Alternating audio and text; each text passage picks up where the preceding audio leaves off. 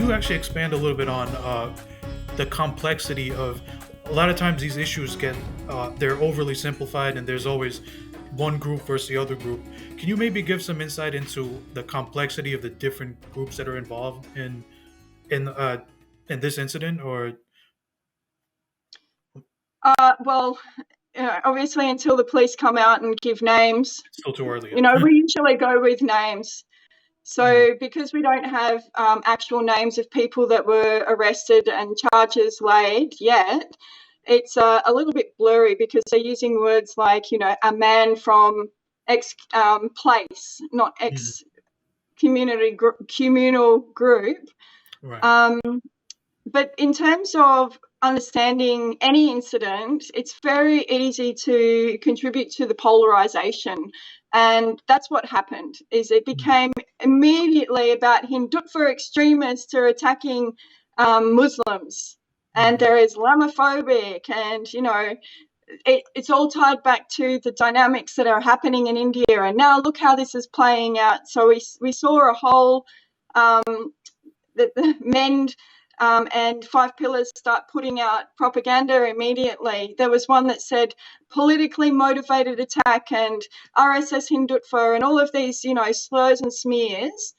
And that was designed to polarize the community so that it would say, okay, it's Hindus versus Muslims and Muslims are under attack. And we know from history, whenever these types of statements are made, what that is a war cry. So if they're going to say that Jai Shri Ram is a war cry, the war cry on the other side is Islam under attack, Muslims under attack. And what that does is it bolsters that sense of solidarity with the Ummah and with the community so that certain people with a mind toward like hoodlums, with a mind toward enacting vigilante justice, will go in there and they will take on people's issues that have absolutely nothing to do with them. That's what we saw here, was that certain actors were involved that had absolutely nothing to do with the situation, to the point that I've read a tweet from a Muslim from the community saying, we don't need anybody to come in and help us.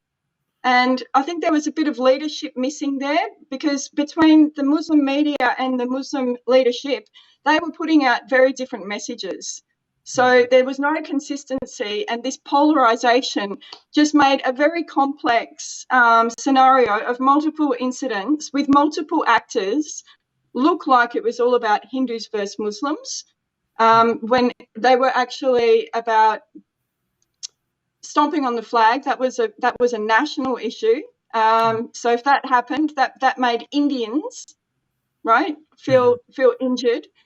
And the other one was throwing eggs at the Murti. So that was a religiously motivated incident. So whatever flowed from that and whatever flowed from the other thing could be two separate things. But because of this propaganda and polarization that they just spurted out immediately with no corrective from the Hindu side or from the police at the first instance, it just went out of control on social media. And we know what happens when things go out of control on social media. That's when people get beheaded in India.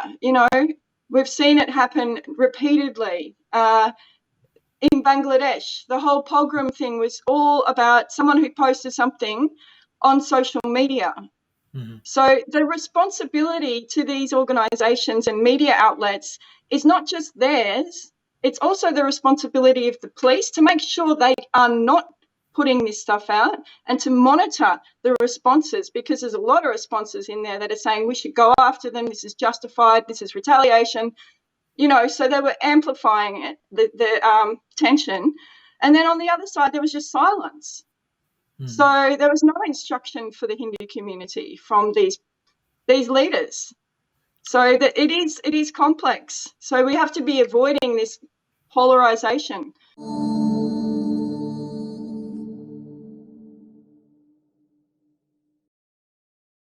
Please remember to subscribe to us and switch on the notifications for this channel. For our other social media links, more content, and to support our work, please visit citti.net. धन्यवाद, नमस्कार.